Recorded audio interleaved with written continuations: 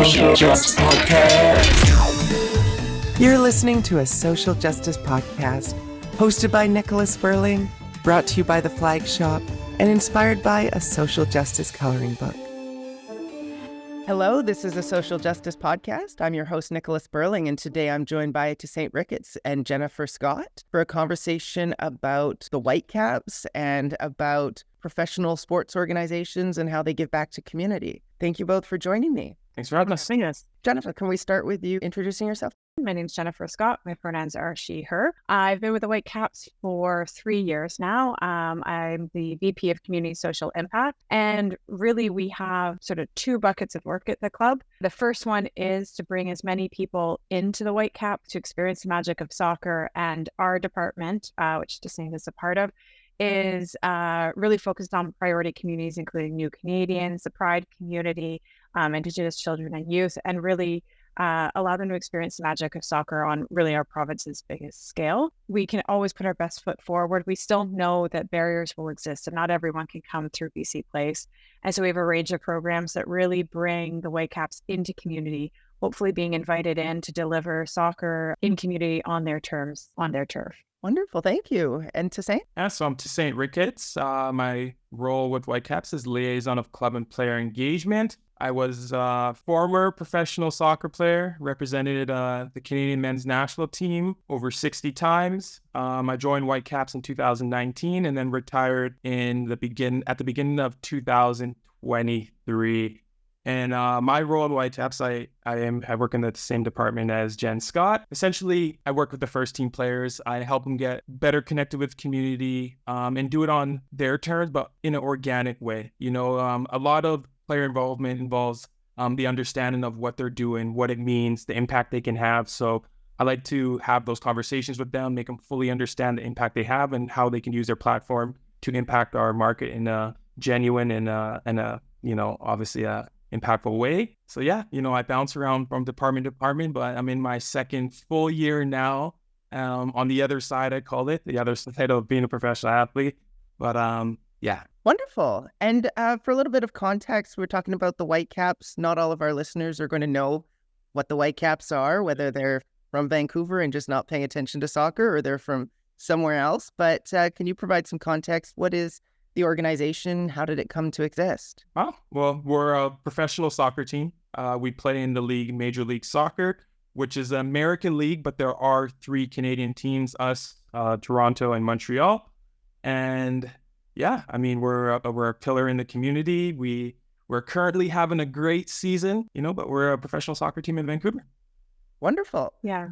I'll just add beyond the men's team, we also have a whole suite of academy teams on both the men's and the women's side. We run soccer programming across the country with academy centers from BC all the way out to the East Coast and in Halifax and farther. And beyond that, we are one of the first 2 clubs to commit to Project 8, which is the women's domestic program. And so absolutely, our men's first team is our strongest, most visible program, but our club invests and builds soccer really from coast to coast. Right. And taking a look at the website, I see that on December 11th, 1973, Danny Beach and Herb Capozzi, I'm pronouncing those names roughly correctly, officially announced the Vancouver Whitecaps franchise on the top floor of a downtown Vancouver Davie Street hotel as the club began its life in the original North American Soccer League, NASL. So my understanding is the leagues have sort of switched a few times since then. Is that right? Yeah. Like you said, we started in the NASL. We won the Super Bowl there. We're very successful. There were teams like Metro Stars and, a lot of big teams, but the team has evolved since then.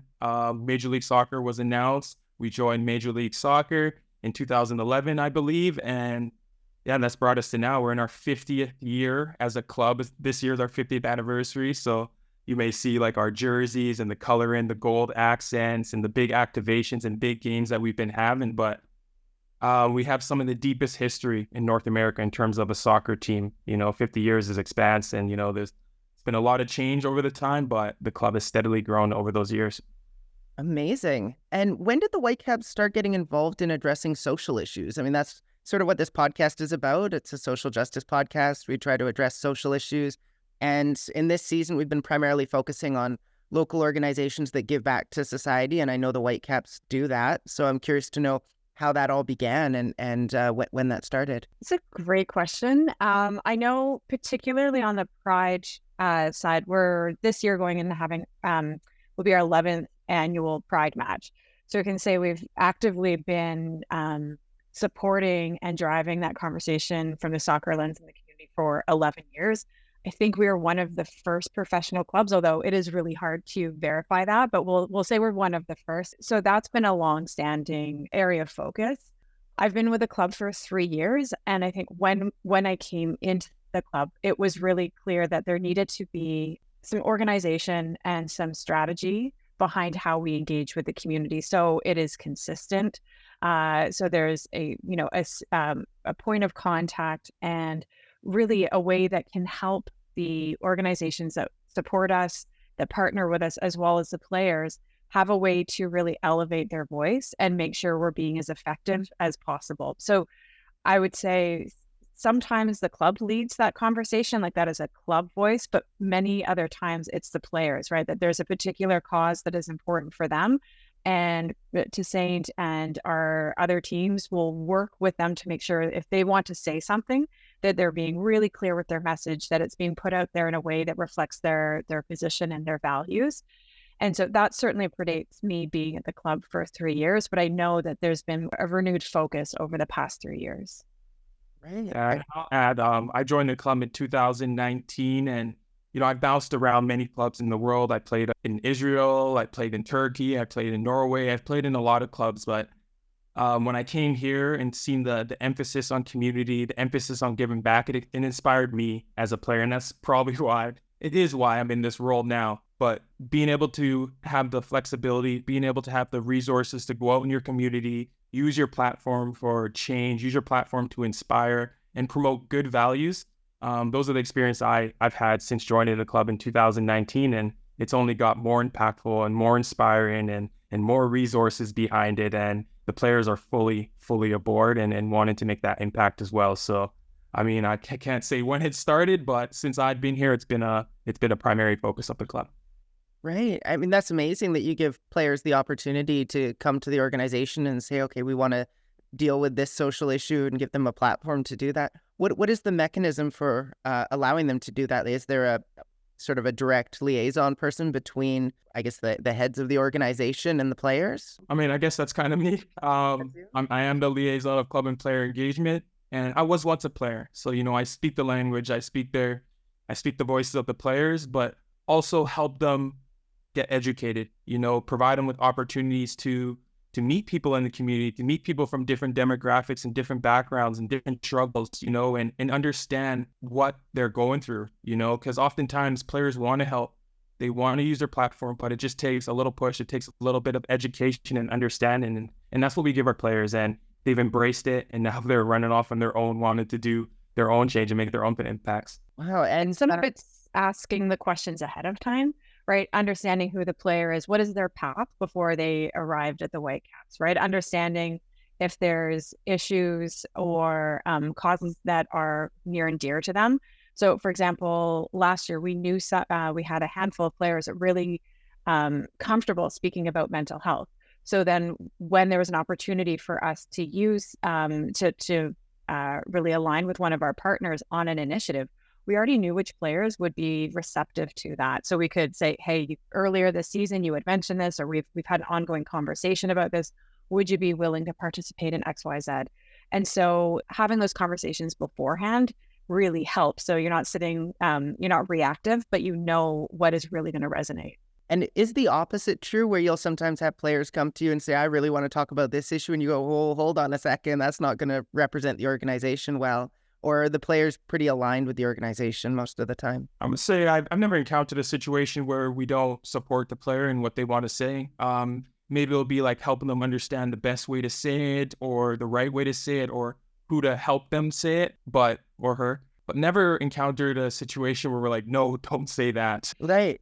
And do you also take feedback from I guess, outsiders, like your fans? Are your fans coming to you saying, we really need you to talk about this issue or support us in this way? Yeah, I would say we like to have our finger on the pulse of the market and the community, and really try to align with those that are in need or those that need help. Anyone approaches a club and has a issue or problem or something they want to amplify or get out there, we're willing to work with everyone in that sense. I don't know if you can add to that. Only to say that that's where being proactive also helps, like having existing relationships. So with different community groups and nonprofit groups or nations, whatever it may be. So you're hopefully plugged into conversations beforehand. And so if something does come up, there is just, it's additive to an existing conversation. And those groups then trust the club that if they provide, if they make recommendations or have suggestions for us, that it's going to be heard, and hopefully be able to mobilize on that. And sometimes we have the conversation around if there is something happening in the community and it maybe isn't for the club to speak on it just because we don't have that expertise, or it's not for necessarily our voice that will help the conversation, and we don't have a player that is necessarily aligned with that. And again, it might not be the more authentic and organic voice. Then it's also a pause for the club, and we have the conversation of, well, if it's not representing the players and it's not right from the club, probably best to allow others to speak to it. So it doesn't mean that we're being silent on the issue, but it's actually letting the people that are most informed and closest to it share that stage, and centering those voices rather than our own. Like sometimes being quiet is the most important part, and allowing those louder voices to really take the stage and grab the mic. Right. And have you had instances where members of the public have pushed back on stances that you've taken, whether you're in the right and they just don't like it, or you kind of take that to heart and go, well, maybe we should have taken a different stance? Or maybe it's just people that are criticizing you because of their perception of what your motives are. Are those challenges that you've had to deal with? I mean, as a pro sport club, we're going to get criticism. I mean, not for performance, for, coaching decisions, tactical. So like, I think we're pretty accustomed to taking criticism. It's part of the gig.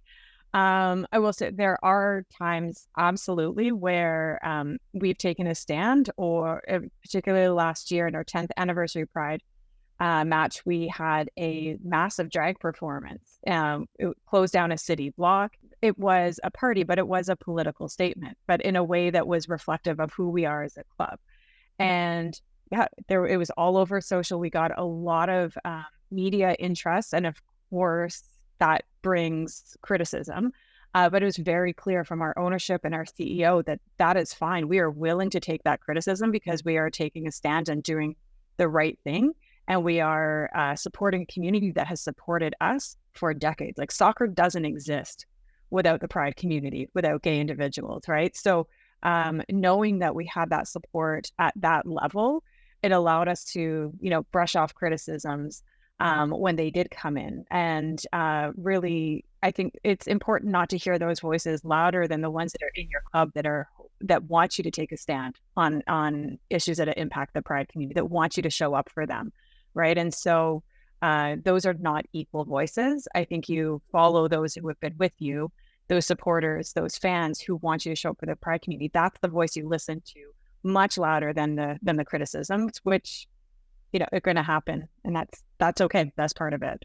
And I mean, I'm a queer soccer player, and we host this podcast on a site called fabulouslyqueer.ca. So I'm particularly curious to know sort of what sparked the Whitecaps Pride Advisory Committee, which I know was recently formed, how you went about recruiting for that committee, which I'm obviously a member of. So I heard about it through community, and I'm curious sort of how else you reach people. Yeah, great question. So the genesis of the advisory group was, I think it was really the next chapter for us. That, as I said, we've been participating in and leading Pride celebrations for 10 years. But I think what will elevate it further was more input from the Pride community and creating a platform and a venue for a wide range of those voices to contribute to what we're doing, and providing that feedback that, are we showing up in the right way? Are we showing up in the way the community wants us to show up? And we were also doing everything on our terms, which is, not true partnership. So how do we show up in community? And I think that was the missing piece. And so creating an advisory group that opens that door for conversation and feedback and information sharing was really what was going to allow us to continue to grow. And so we really started the group. We reached out to a lot of the pride organizations across the Lower Mainland, up into the city of Squamish, out into the valley. We had extended invites to those groups in the previous Pride match, so hopefully there was a bit of back and forth already, but just saying this is the opportunity. We reached out to some of our sport partners. So Out for Kicks has, had a partnership with the club for a long time. We also work with iSpark, which is Indigenous Sport and Recreation Council. We reached out to them. We also reached out to the host nations and opened the door for them to participate. And then we just knew that there was particular champions of this cause or in the community that we wanted this to be on their radar. If they didn't have, space, time, capacity, that they could certainly spread it within their networks. That we got a good, really impressive group of individuals and leaders come forward through that. And then we were able to bring some individuals that had participated in our academy program. And just recently, we have one of the alumni of our women's programming joining. So really, we were trying to create space that all these different voices and that have different experiences through soccer, and some that have not always felt welcome in soccer, but want to create those bridges. And so we've only had preliminary conversations, and I think the real work is ahead of us. But really encouraged by the conversations we've had in such a short amount of time. And yes, there's the conversations we will have as a big group. However, it also starts a lot of side conversations, right? And just saying like, hey, we have this, or we have this opportunity, and just more information sharing. So that's been the genesis of it. Really, really looking forward to what it accomplishes over, say, the next season or two. Yeah, I mean, it's incredible the amount of people that you managed to collect for that committee. I don't know if collect's the right word to use, but from personal experience, I've tried putting committees together, especially queer-related committees, and it can be a struggle at times. Everyone has limited capacity, and so I think you've done an incredible job of bringing together a really good group of people that can advise the organization. And I know that another thing the organization really cares about is supporting youth. So can you maybe talk about why it's important to provide opportunities for youth to play soccer? Wow. I mean, it's a big question. It's a meaningful question for me as well, because growing up when I was trying to pursue this professional career, become a soccer player, I didn't have that much support from my community. I didn't have the infrastructure. I didn't have many places to play. I didn't have any groups that were like trying to come down to on my terms and my level to try to get me into sport. It only happened when a friend's mom decided to start taking me to the games and really dedicate her time to bringing me into sport. So that's kind of where my passion lies in all this. But, it's the future. We think about the humans who are going to be molding our country, who's going to be molding our environment and really, creating a good life for us. And that's what's important, And that's what our passion is, getting players out there, speaking to kids, inspiring, going to schools, going to hospitals, just really getting out there and using our voice to help inspire and just create future leaders.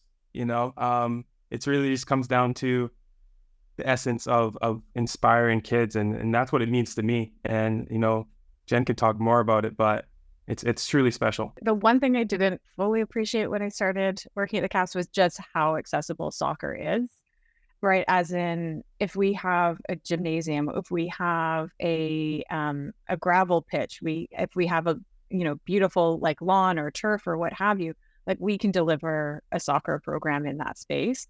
And so with that creates this huge opportunity of really where we can go, where we can bring soccer to the youth across this province and farther. And when I say the word obligation, I use that in a really positive intonation, but it's our obligation to go. We have the benefit of this platform. We have so much visibility that it is our obligation to go into communities and really create as many opportunities for kids to play soccer.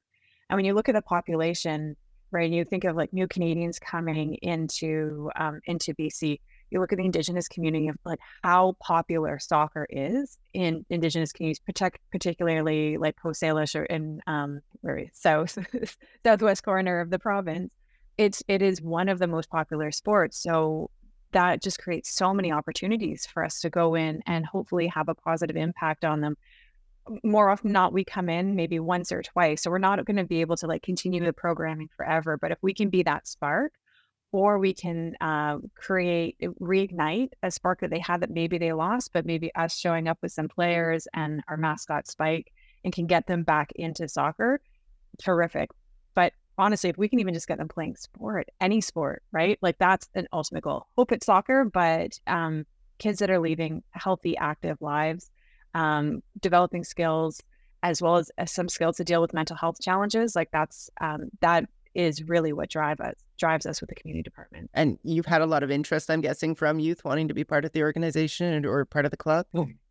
Yeah, I mean, our academies span like across the entire country from, and kids are desperate to get into our program, desperate to get into Vancouver and really perform and, maybe become a professional soccer player one day. But even at the grassroots level, like if you see the joy and when we come out there and the expressions on their faces and what it means to them, it goes a long way. And, it could be a conversation. It could be a little bit of advice. It could be a little bit of encouragement, but it goes a long way. And you don't know how it could affect someone's life. You don't know what they're going through, but it's just that little drop of inspiration that could be all the difference for an individual. And that's what it's about. It's about just giving back and just helping one life at a time. That's what sport does. It brings people together. It creates good values, it prepares people for the future. It teaches very, very important life skills and, it's special getting out there and impacting the kids. Yeah, I mean, I think back to when I was in high school, I played in a soccer team and there was an opportunity to have a scrimmage against the Whitecaps is sort of how it was framed. And I don't know exactly what that was. I don't know where those people that we were scrimmaging against came from, but just the association with the name Whitecaps was something that was huge, right? That really motivated us and went, wow, we could really, make something of this sport, right? And so that was a big motivating factor in continuing on in the sport. And I'm curious to know oh, yes. If I can add, so we have one of our grassroots programs and we're thankfully recipient of a grant. And at the end of the school year, we will have delivered programming for 30,000 kids across BC. And one of like the most, obviously can't be there all the time, but when you do go and you wear the Whitecaps crest and you walk into the school, like these kids think you are a professional soccer player, right? So we'll go in with community coaches that are really like grassroots recreation focused, but they're wearing the Whitecaps gear. Our videographers are wearing the Whitecaps gear, and we're all getting asked for autographs. And it is lovely for the ego. It has been a long time since I've played any sport with any sort of like skill or athleticism. But to your point, it's the power of the club and what that means to these kids, that they just think everyone that walks in is that sort of like professional athlete. And, we're getting asked for multiple autographs from every single group of kids that cycle through the program. Amazing. And you talked about how soccer is really big in Indigenous communities, particularly in the West Coast here. So what are you doing to sort of reach out to those communities and bring them into your organization? We've done so much. I mean, the biggest thing, because my thing is infrastructure. If kids don't have places to play, it's tough. You can't envision yourself becoming a professional if you're not kicking the ball in the goal and, playing unstructured soccer, I call it. So the one thing we do is go out into these remote communities and build mini pitches, infrastructure where kids could play freely. There's lights there so they can play throughout the night. There's nets there so they can pretend, put someone in goal, hit the back of the net. But the biggest thing is just providing a place where they can play. And, that is huge. It's big for the growth of soccer. It's big for these communities that, don't have all the resources that we have here in downtown Vancouver, So for me, that has been the most impactful from my experience over the few years that I've been with the club on the community side. And speaking of getting people involved in soccer and providing those opportunities. There was recently legislation put forward by the BC Conservatives that would have prevented, had it passed, trans women, trans girls from competing in sports. And I'm curious to know what your thoughts on that legislation are. Yeah, it's disappointing. The first person that I thought of was Quinn, who plays on the national team. I think was the first trans individual to win a gold medal at the Olympics, right? And like what their contributions to sport is. It's deeply disappointing. I was really relieved to hear that it was, I don't know the proper government terms, it was shot down very quickly. When we're talking about creating all those access points for children and youth in soccer, to put more barriers, right? Especially kids that are trying to figure out who they are or trying to express who they are.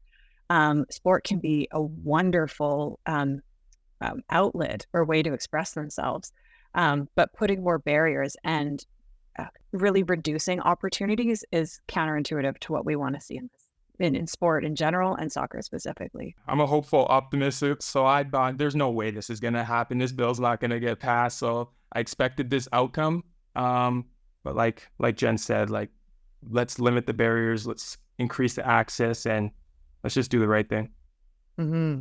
Yeah, and I think it's incredibly disappointing because the party that put it forward is sort of polling quite high right now. We have an election coming up, and so this is sort of becoming a wedge issue almost in the lead up to an election, which is really sad to see because, as you point out, it's all about creating opportunity. And most of the time we're talking about recreational sports where these types of things don't really matter all that much. People just want to get out there and have fun, right? And I know for my recreational soccer team that I play on, Quinn is one of the top players. That we did a round circle of everyone saying who their favorite player was, and I would say half the team said Quinn is my favorite player, right? So these are people to look up to, not people to bar from sports.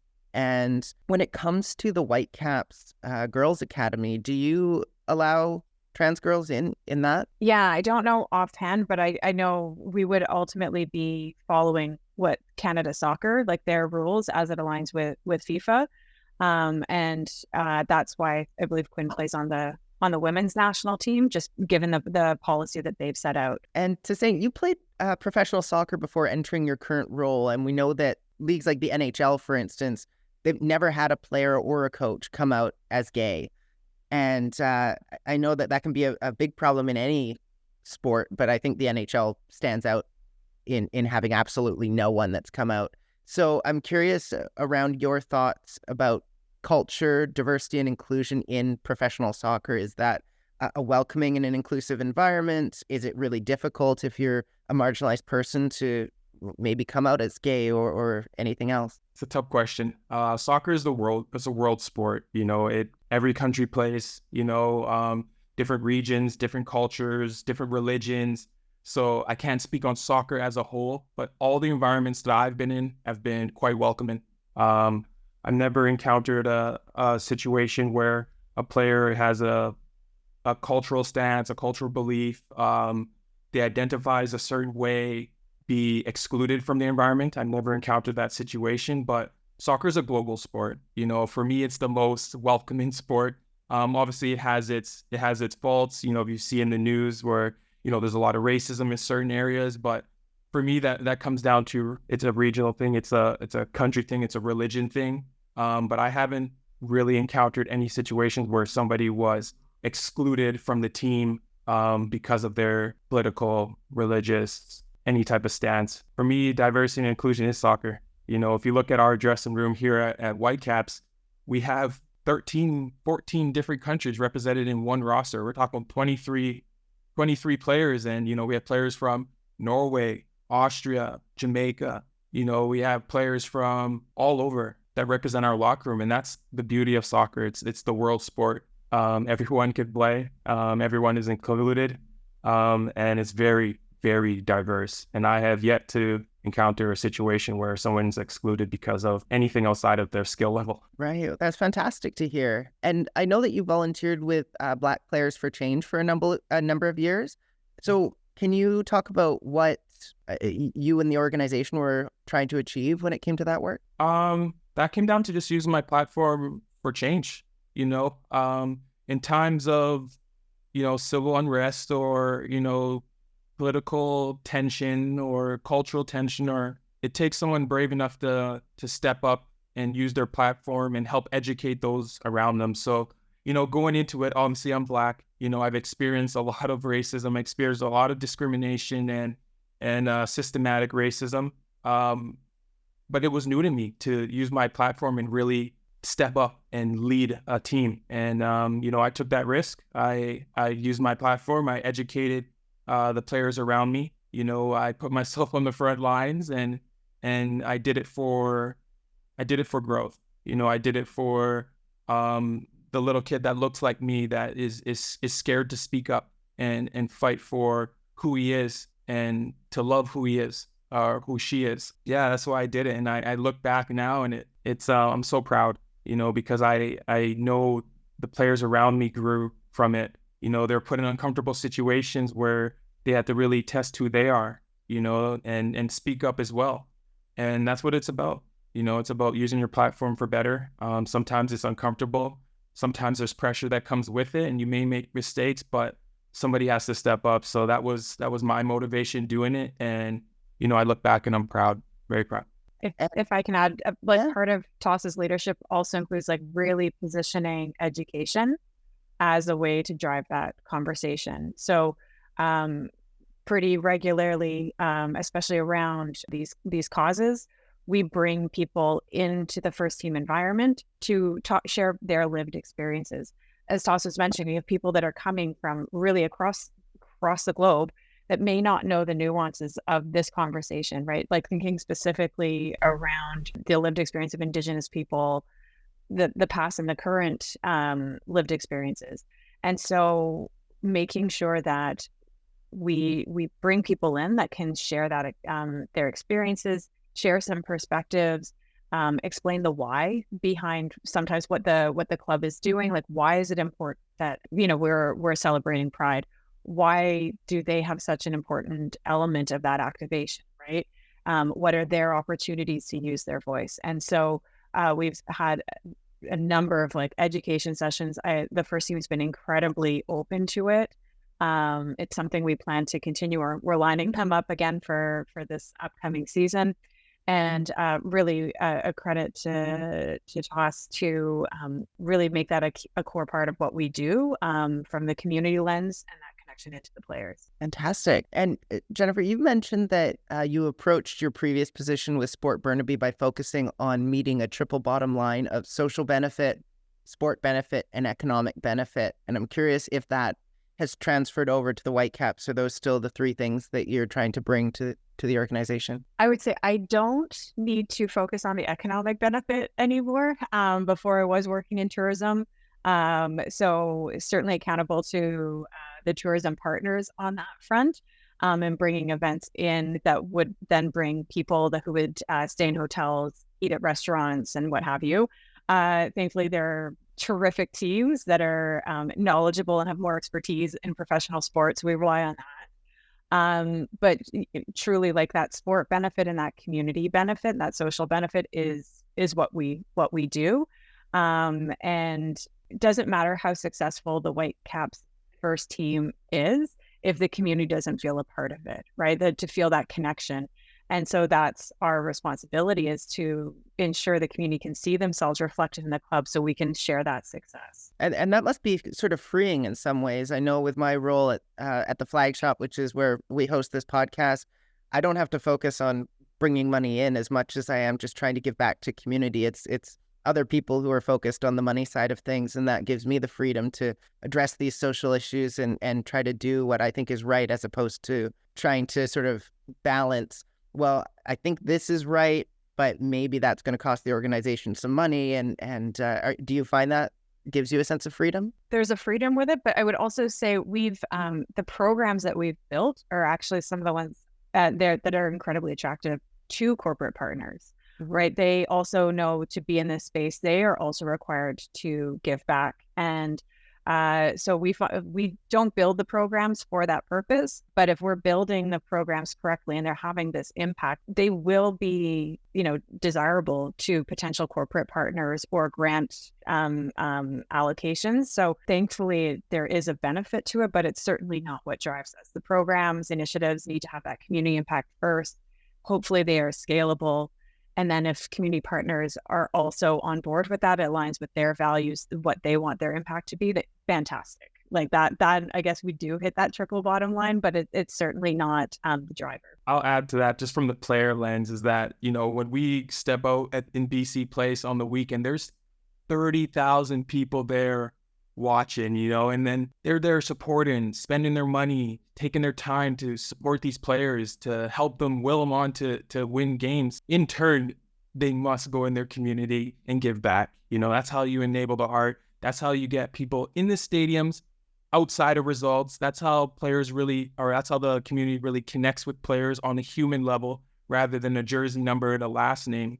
And that's what the game's about. If you really want that support and that unconditional support, you got to impact people's lives and win in a full way. And that's more than scoring goals and winning games. That's going to the food bank and giving back there. That's going to local organizations and speaking to the kids, going to schools, that's going to the BC Children's Hospital and really seeing the kids there and helping them. And it's, that's what it's about. It's reciprocal. So yeah, just as a player, and that was my motivation. I always wanted to give back to those who spend their time and money supporting me.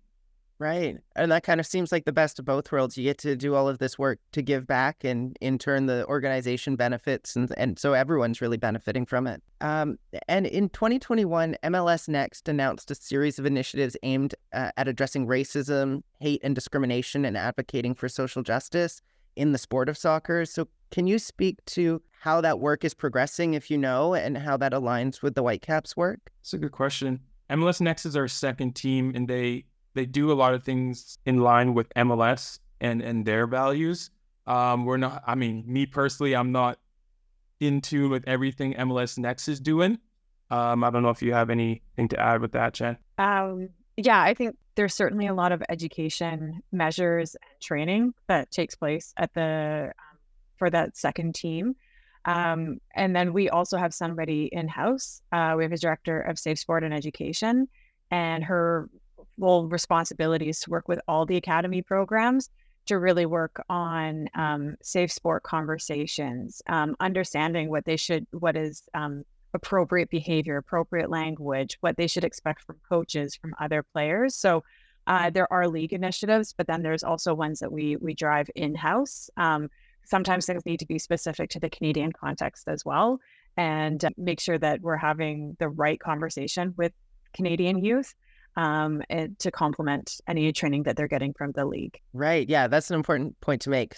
Coming back to what you'd said at the beginning, this is primarily an American or U.S. Yeah. We've done some training in the past, and just little things where they're like, oh, well, what's your zip code, right? And when you start your training with that, you're like, oh, okay, we've got to make sure that it's Canadian focused and Canadian centered. And do you find that there are more similarities than differences when you're dealing with the MLS League, or are there quite big differences between the US and Canada? I think it overlaps in really different ways because there's 3 Canadian teams with Toronto and Montreal, but then the context originally from Toronto, Tosses from Edmonton, the Vancouver landscape is very specific to Vancouver, right? So it wouldn't even translate very well over to Toronto, doesn't transfer over to Montreal. So there's pockets within the Canadian one, but then I think sometimes we would align more closely with Seattle and Portland, right? It just in terms of that Pacific corridor. So I don't think it's necessarily Canada-US, but just every single issue, there's maybe a different alignment just based on the specific conversation and the geopolitical and historical context. Mm-hmm. It seems like your fans really support what you're doing, whether it's on the field or off the field. There's sort of this cult following in some ways, right? There's these groups, from what I understand, at the stadiums that are cheering on, and they have their own sort of cultures within themselves. And then you have the Pride game where you bring in all these queer people. So That's pretty amazing to see. Is there anything that you want to talk about with regard to sort of the support that you get from your fans? I'll just say it's inclusive, like there's nothing that we really bring into our stadium, any initiatives where fans are like, no, we cannot do this. It's a very welcoming environment, and we have 5 main supporter groups. We have the Southsiders, we have Rain City Brigade, we have the Sisters, we have the Albion, which is a group of high school kids. We have the Prawn-siders, and they support everything we do and take it even a step further and do their own things in their own way and bring in their own people. So in terms of just that, it's pretty welcoming. I don't know what else to add. I kind of have my own sense of what that is, having attended games, but recognizing that our audience isn't all from Vancouver, they probably don't necessarily understand that culture around those games. And what is your hope for the future of the Whitecaps? Thinking kind of specifically around social issues that you want to address. Obviously, you're starting with this Pride Advisory Committee, and you have a vision for where that is going to go, but I'm sure there's other initiatives that you're looking at taking on. So where are you hoping that trajectory goes? Well, we also have a South Asian advisory group as well. So a different composition, right? And a different path to building out that group. But the same idea is, we know the South Asian community, like soccer, is one of the highest sports they participate in. So how do we make sure that's reflected through the club? So really excited for that piece. I personally really excited to see when Project 8 comes online, because that'd be like, you see the success of the PWHL, the WNBA, and that coming to Toronto.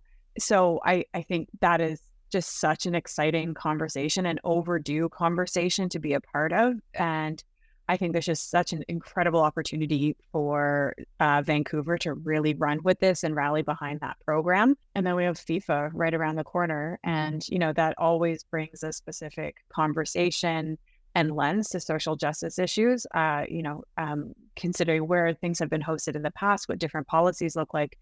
I think there is a real opportunity for Canada, US, Mexico to show what an inclusive environment can look like at World Cups.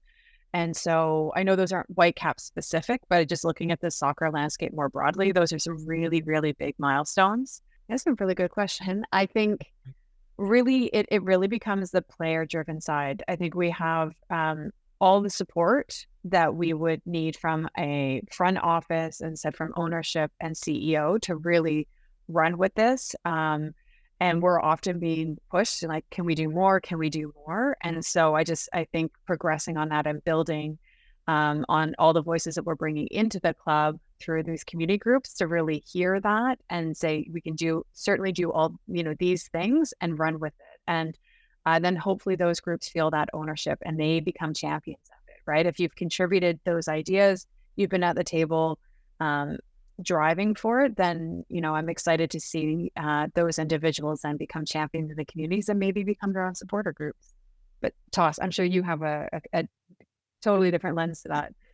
Well, I'm just going to talk about soccer in general. I want Whitecaps, first of all, to win MLS Cup, be the best team in MLS, but just from a soccer in Canada standpoint, I just want to see the game push forward. I want to see more opportunities for kids. I want to see legacy built. I'm talking like infrastructure.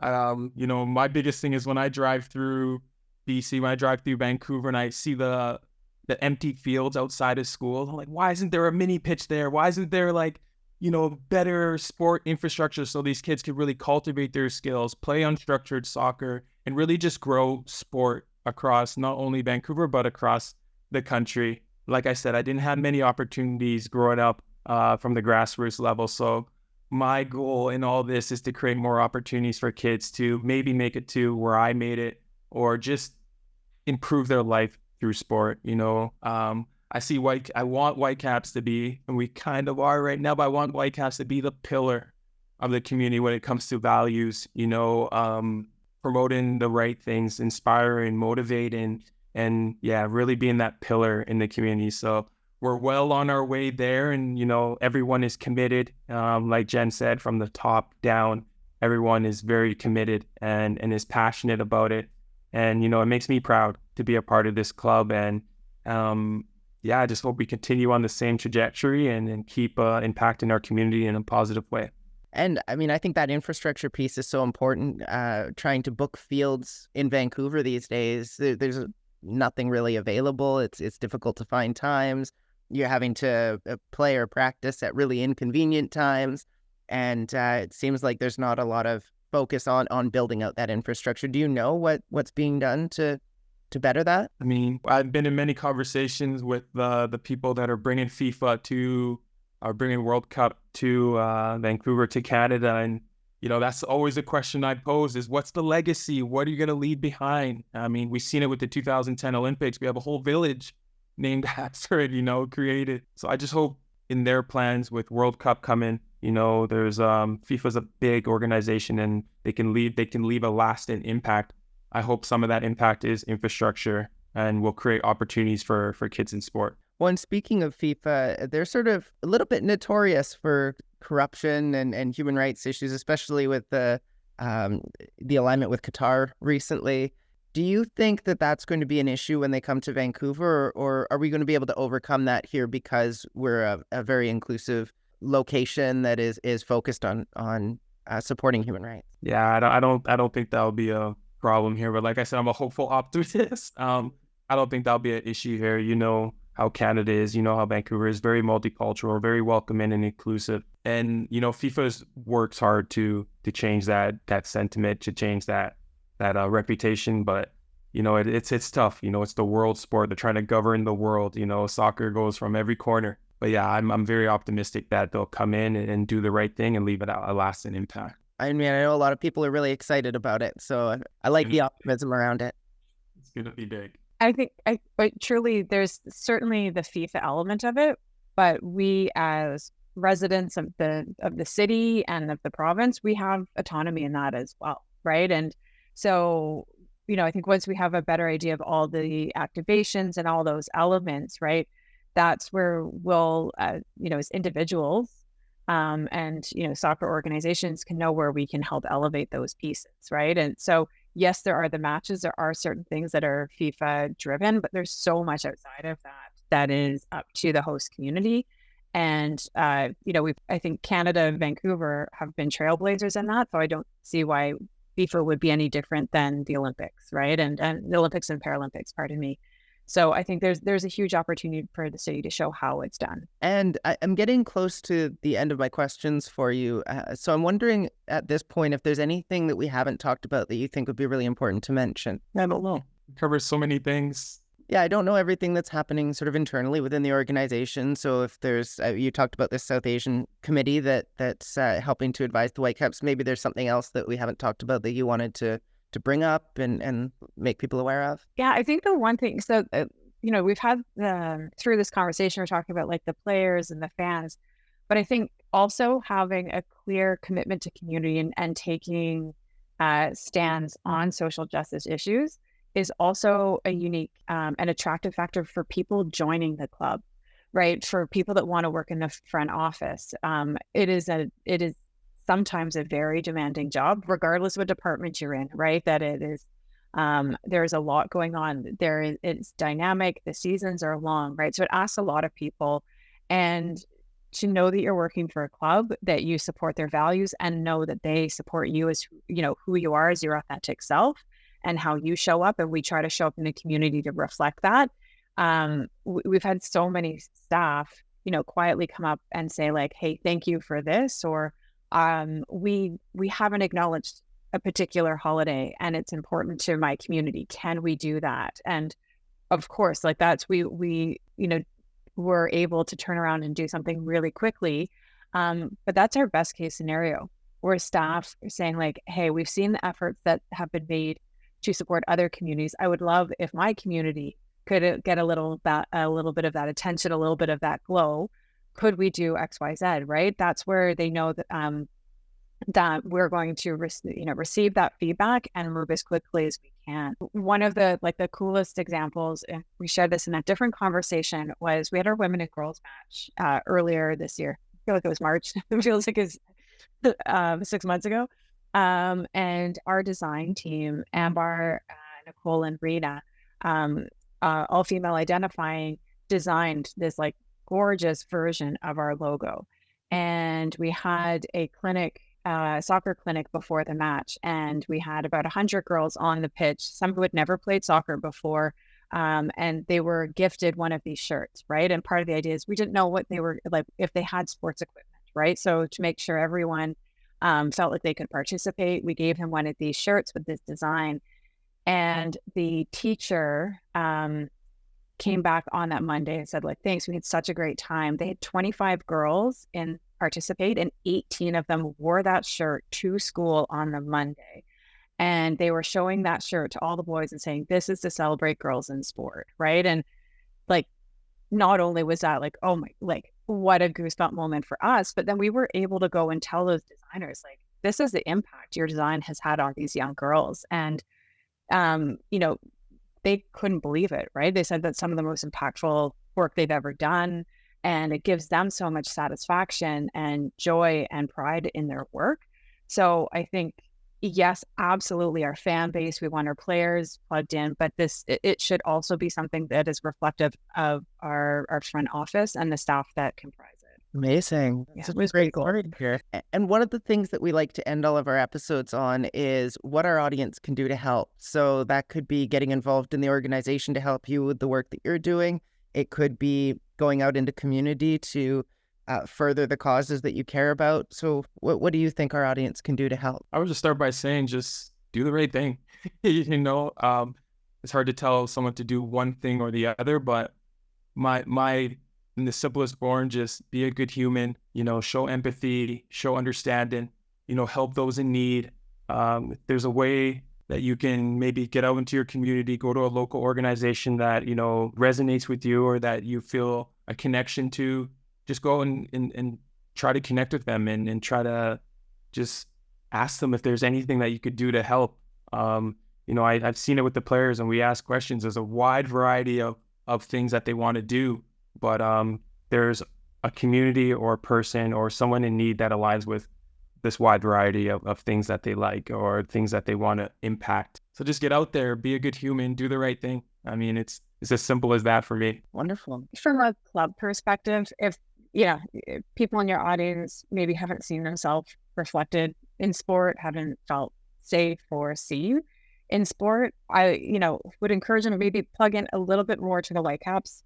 And if you see an opportunity that we're speaking to you, and that if you haven't felt that sport is really your thing, I would hope after hearing some of the initiatives that we support and how our program is geared to supporting the community, hopefully they might, follow us on social, be plugged in a little bit more to what we're doing, and hopefully see them that there's a space for them at the Whitecaps. There's a space for them at BC Place. And if they're still reluctant, to reach out to us, right? And if there's extra steps that they need to feel safe and comfortable in a Whitecaps environment, we want to know. And we have a lot of resources to, whether we're talking about gender inclusive bathrooms at BC Place, like we can share these pieces. We can connect them in with some of the members of the supporters groups that we think they're going to, really gel with, and they can help them through that Whitecaps experience. So understand sport has not always been a welcoming place. But we'd like to bring those individuals back to at least give us a try. And if we can help them along in that, through conversations or connecting them with other people from the community that have created their own space and community in sport, in soccer through the Whitecaps, and we would love to be making those connections. Fantastic advice from both of you. And thank you so much for joining the podcast today. It's been a pleasure to speak with you. This has been a social justice podcast. I'm your host, Nicola Spurling, and today I've been joined by Tosaint Ricketts and Jennifer Scott for a conversation about the Whitecaps and professional sports organizations and how they give back. So thank you again. Thank you, Nicola. I appreciate it. You've been listening to a social justice podcast hosted by Nicola Spurling, brought to you by The Flag Shop, and inspired by a social justice coloring book.